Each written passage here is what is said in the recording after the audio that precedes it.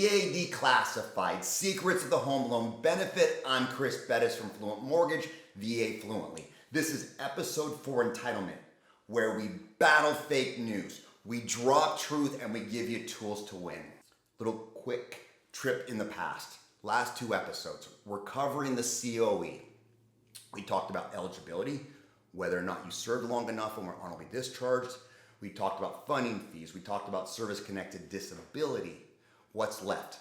Entitlement. Just think of entitlement as a bucket of money. And so looking at our COE, in this case, we're saying, hey, thank you for your service. We basically just put a bucket of $36,000 in front of you. Okay? In this case, no entitlement has been charged from a previous loan. So at this point, this veteran, this GI Joe, has $36,000 they can spend. So we'll continue. In that case, the way it works is VA guarantees 25% of the loan. Or conversely, if we've got $36,000 from the VA, you can borrow 4 times that amount, or $144,000. So here's the 25%. Well, if you're like me, you're like thinking about the math, you're like, that's not a lot of house. I don't know if you've seen my market, at least in Oregon. You're not buying much of a place for $144,000. So the good news is, even though that was the really old rule from forever ago when houses were that cheap, the VA knows, hey, every year they just sort of adjust. The current conforming loan limits for the entire nation are put before you. If you live in the great green state of Oregon like I do, the entire state is under the high cost limit. And so what that means for you is $548,250. Again, $548,250 is the conforming county loan limit. So anywhere you bought a house under that mark, good to go. So again, let's make sure we get this right. The VA guarantees a quarter of that loan. So the way it works is if, basic math, $400,000 loan amount, you bought a house for $400,000, the VA is guaranteeing $100,000 of that loan. So in the event foreclosure happened, the bank takes it back, the VA has to pay them the first $100,000. If there's at least $300,000 of money left over from that sale, they win. So banks love VA loans. The VA takes care of you. Again, guarantee, quarter of it, that first potential loss goes to the VA. So there's some really good stuff beyond that too, right? So we've got the Vietnam Navy Act that just happened this last year. Besides remediation, besides some really cool stuff in there, it took off the limit. There's no limit now for VA loans. In theory, you could get a $10 billion loan, no money down. Of course, you'd have to qualify debt to income ratio, but here's where the rule and the streets sometimes don't match up. At this point in market, at least for the lenders, I'm seeing about a $1.5 million cap or ceiling where it's 0 money down.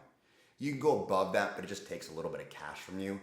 But I don't know about your market, but $1.5 million for no money down with a shocking interest rate, no mortgage insurance, unbelievable. There's nothing like it in the civilian market, like not even close.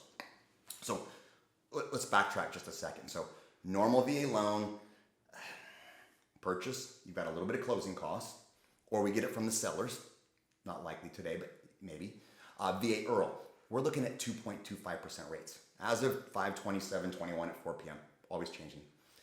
If you needed me to pay all your closing costs for you, we just bump the rate up a little bit. Maybe give you like a $75 higher payment, go at $275. I got you. I got to give you lots of money, right? Now where that mark is again, $548,250. The second you go $1 over that, all the way up to $1 million, $1.5 million, or $10 billion if you want to put a little bit of money down. Same exact products, one appraisal, everything's the exact same for you and me. They just bump up the rate a little bit. So we're going 1/4% higher, 1/8% higher, depending on your credit score, et cetera. It could be up to 0.5% difference, but again, amazing. No mortgage insurance, 0 down, just shocking, like better than any civilian product. All right, so that was basic entitlement, right? So one of the myths that I hear all the time, you can only have one VA loan. It's not true. They're just misinformed, we'll say that for the word. The truth is you've got a bucket of money. So in this case, even though it says their basic entitlement is 0, because they had $50,000 charged against it, they've really not used their entire bucket, okay? So for rough rudimentary numbers, just for the sake of this, we'd figure out exactly, go to VA, confirm they have the exact number, but subtract 550 from 2, you've got about $350,000 left over. So if it makes sense, if this said property was somewhere else, it makes sense, this will be a new primary residence. G.I. Jane in this case could buy another $350,000 of house, no money down. Or go above it a little bit and just put some cash down. So for them, that works. Called split entitlement. Restoration of entitlement. Okay, so let's do it another way with G.I. Jane. So say hypothetically, she wanted to make this loan go away because we found an incredible home, right? There's an estate, $1 million estate. We gotta use that VA benefit. So let's look at 3 different ways to do this. 1, let's just pay this off. Let's say G.I. Jane had $200,000 cash. She's like, I'm just gonna pay that off. This is the weird one. What's strange is, as long as this property stays of record, that still counts against her.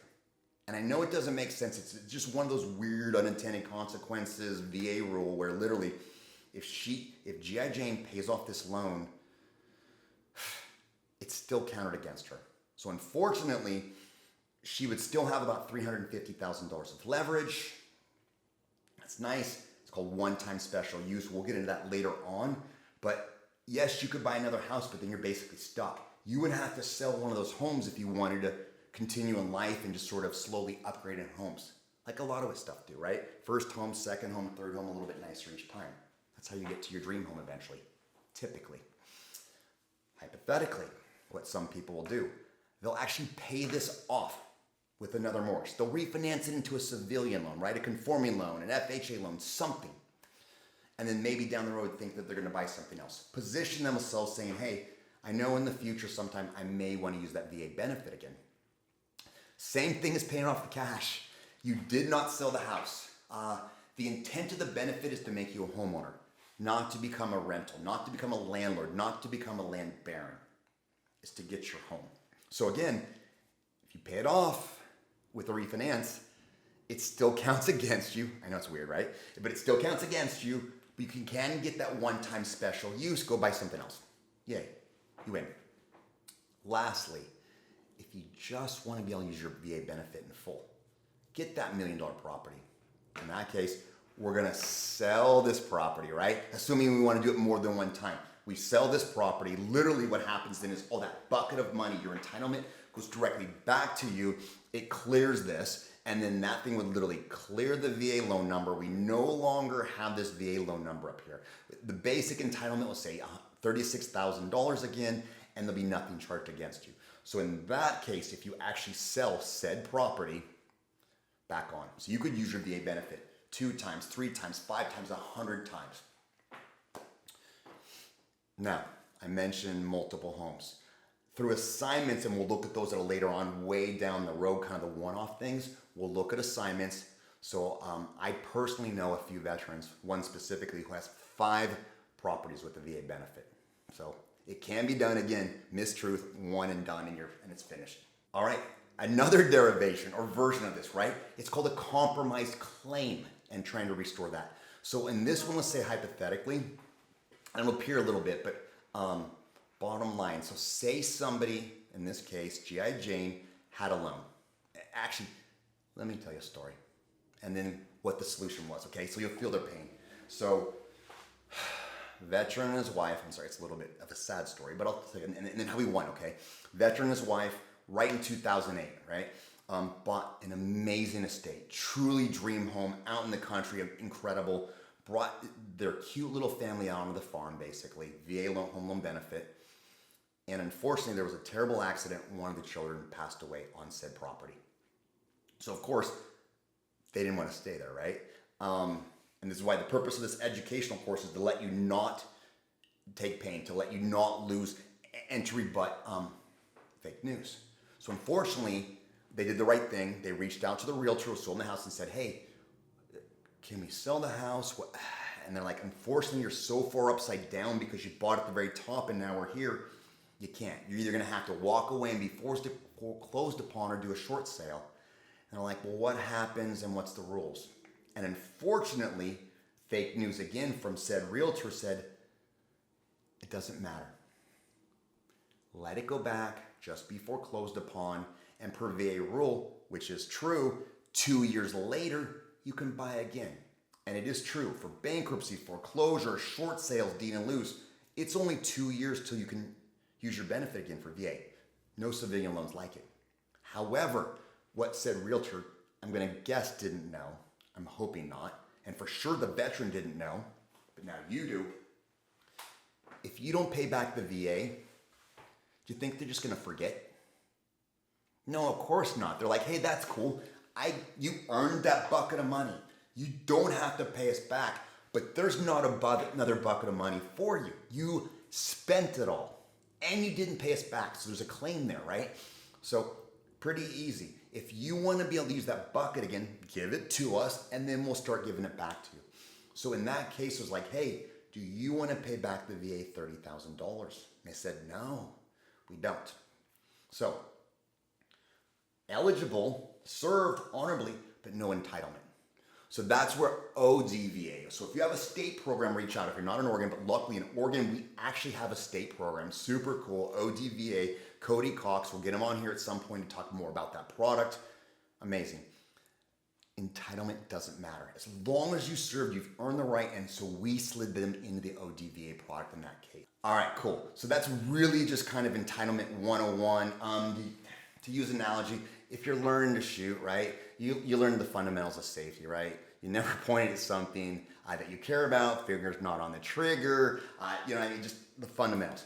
That's the fundamentals. We're gonna take it to a higher level. We're gonna start getting dynamic. We're gonna do low light situations. We're gonna do multiple people, right? Like we're gonna take it to another level. We're gonna talk about dual entitlement, vet with a vet. We're gonna talk about vet with a non-vet. We're gonna talk about vets of same sex. Can that be done? How about with a domestic partner in a state that doesn't recognize same-sex marriages? We're going to talk about multiple units within the same property, up to 4 units. Can that be done? And again, as stated before, we're going to look at assumptions. So right now, 101, I can't wait to take you high level, 201, 301, etc. All right, guys. Hope you learned something. Don't forget to like, don't forget to subscribe, don't forget to share this. Don't let another person that served fall in that category of just not knowing, not having the truth, and then having to battle fake news and then end up being foreclosed upon when they should have gone down a different path. This was Entitlement, VA Declassified, Secrets to the Home Loan Benefit. Remember, we're gonna battle fake news. We're gonna drop truth and we're always gonna give you tools to succeed.